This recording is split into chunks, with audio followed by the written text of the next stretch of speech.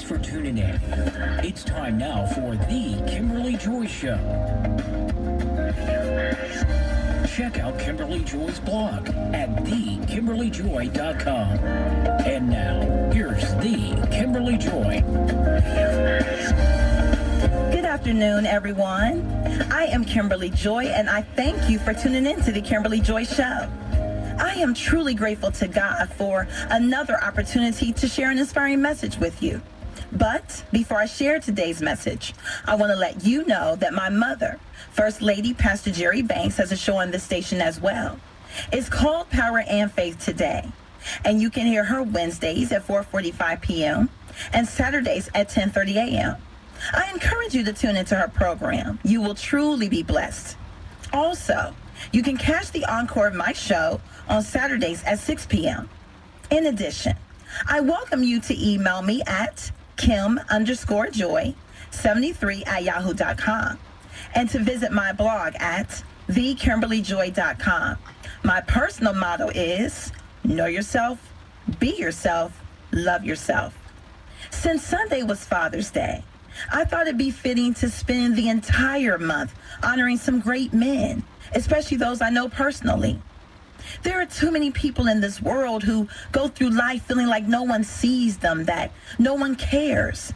So it's important to let those who are close to us know how much they are loved and appreciated.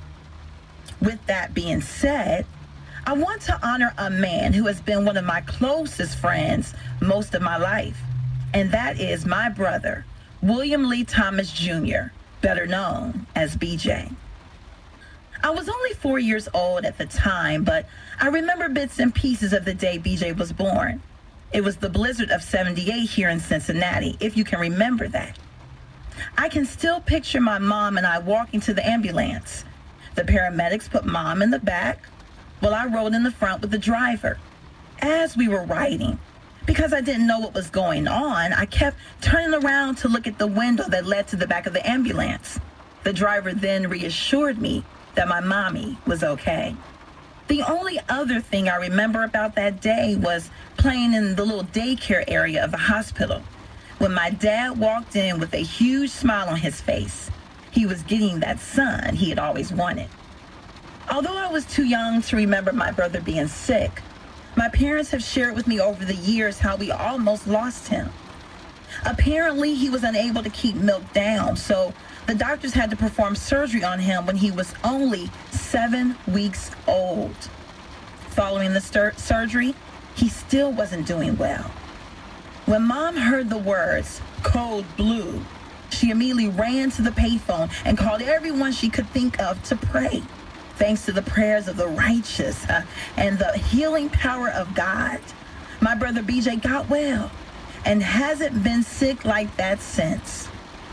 As his big sister, I've always wanted to protect my brother. In fact, when he and I were both going to daycare, I can remember standing next to the baby crib that one of the teachers had placed him in and just watching him. It was his first day at the daycare, and well, I just wanted to make sure he was okay. And I've always been like that. I never wanted to see my brother sad or hurting or struggling. But how many of you know that we can't protect our loved ones from everything? Sometimes all we can do is pray. Last week, I shared how truly blessed I am to have a loving father.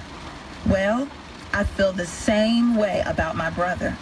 He is such a blessing, such a treasure. I recognize that there are some siblings who don't get along. But fortunately for me, BJ is not only my brother, but again, he is one of my best friends. In all the years I've known my brother, which is, of course, all his life, he has never ridiculed me. He's never belittled me. He's never made me feel like there was something I could not do.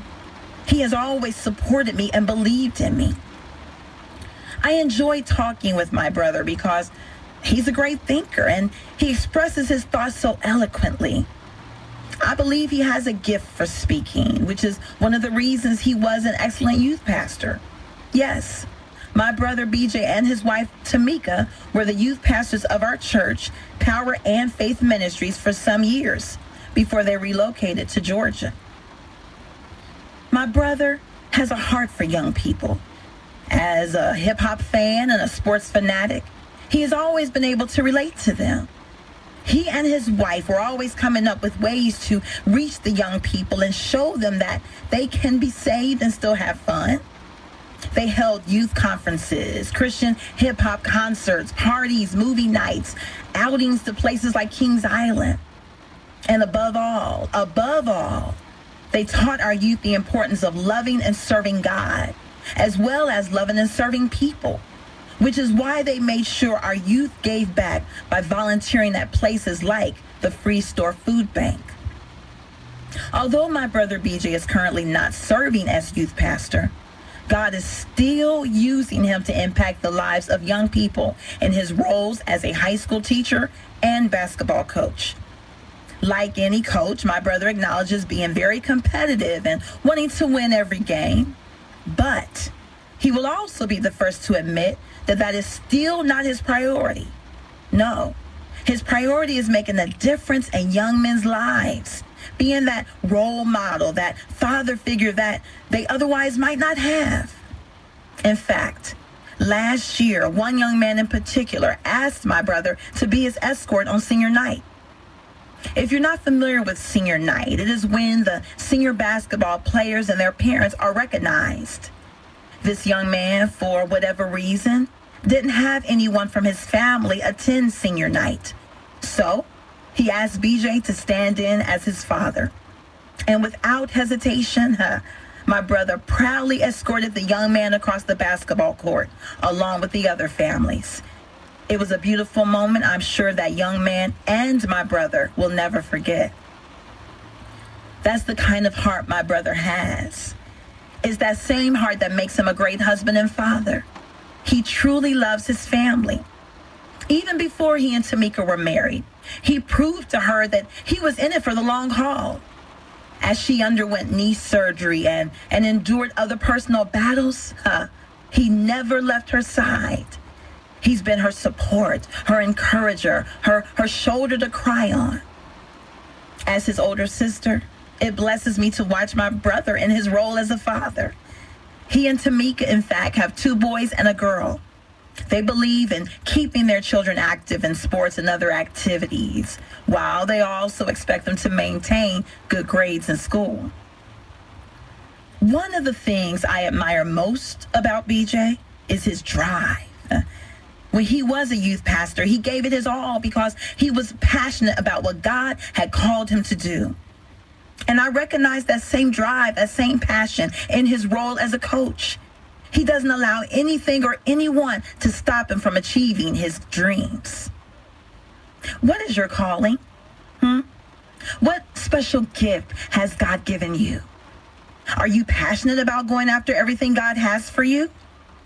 If you've lost your passion, which can happen, I pray you find it again.